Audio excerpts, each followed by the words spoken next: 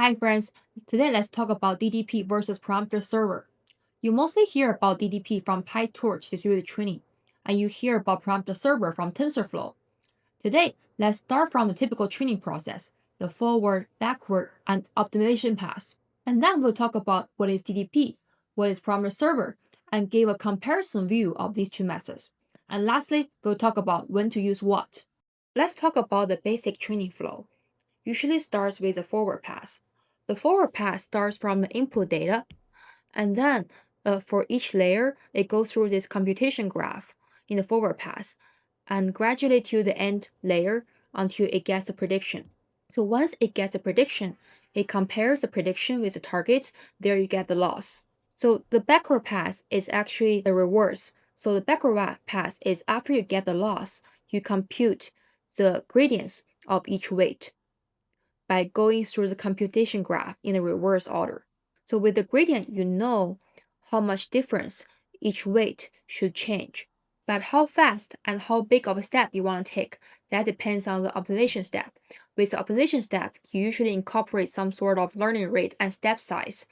So in this step, you update your old weight to the new weight, incorporating with the gradient information and your optimization strategy. Now, let's talk about the DDP process. DDP stands for Distributed Data Parallel. Essentially, for this kind of distributed training, in each of the worker, you have one model replica, and it handles its own data slice. So the model parameter is the same within all these workers, but the data they handle is different. Back to what we just said about typical training process. First, each worker goes through its forward pass independently to get the loss, and then it goes backward pass, so-called backward propagation. This is also independent in each worker, so each worker computes its own local gradient. So once each worker computes its own local gradient, it will go through this all-reduce process here. The all-reduce process, basically, it does the gradient aggregation. So each worker take the average gradient. Essentially, they take the same gradient, and then they go through the local optimizer to update the weight. But then, what is parameter server? So parameter server is often used in TensorFlow.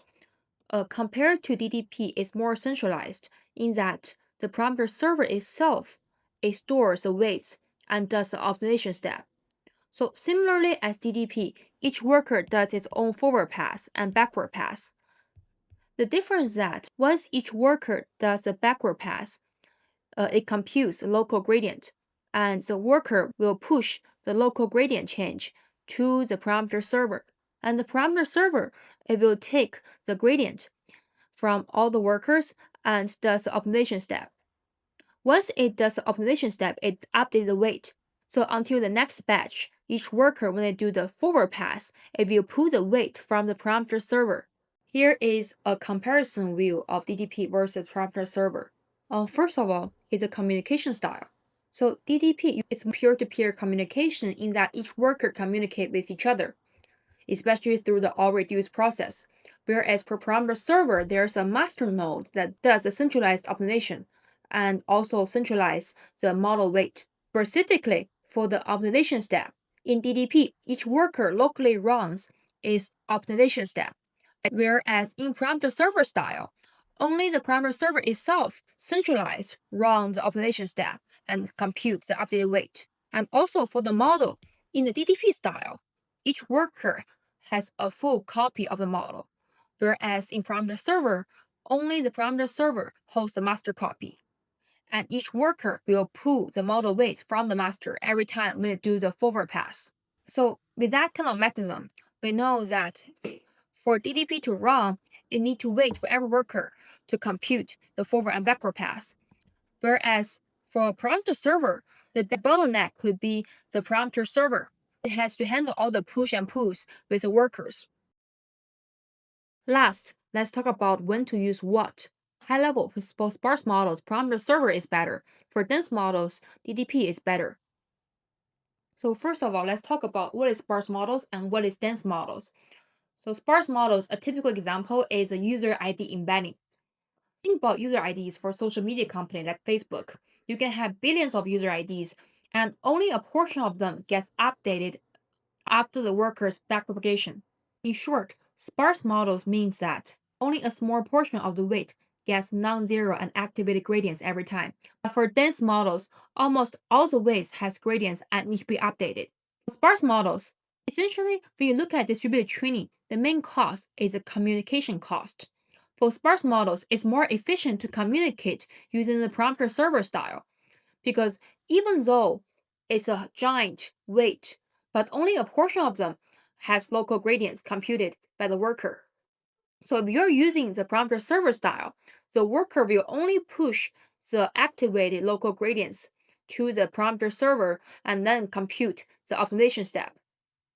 But for DDP, this giant embedding table had to be moved around worker to worker even though only a portion of them has active local gradients that need to be computed for optimization step. So this caused a huge waste. That is why parameter server is better for embedding tables like sparse models. But for dense models, because almost all the weights will have a local gradient that need to be updated, the communication cost is inevitable. So this is where DDP is better than parameter server because it will reduce single point of failure. It is more scalable rather than simply relying one master node to handle all the optimization steps and handle communication with all the workers. With that, we concluded about difference between DDP and parameter server. So in essence, the major difference between DDP and parameter server is that in DDP, all the workers does peer-to-peer communication. They run their own forward pass, backward pass, and optimization step. But for parameter server style, each worker still run its own forward and backward pass, but the optimization step, the weight update step, that is run only in the parameter server. There's pros and cons on this. It can be very efficient for the sparse modeling update, but it causes single point of failure and not as scalable as DDP. That is why DDP is becoming more popular these days. Thank you for watching. See you next time.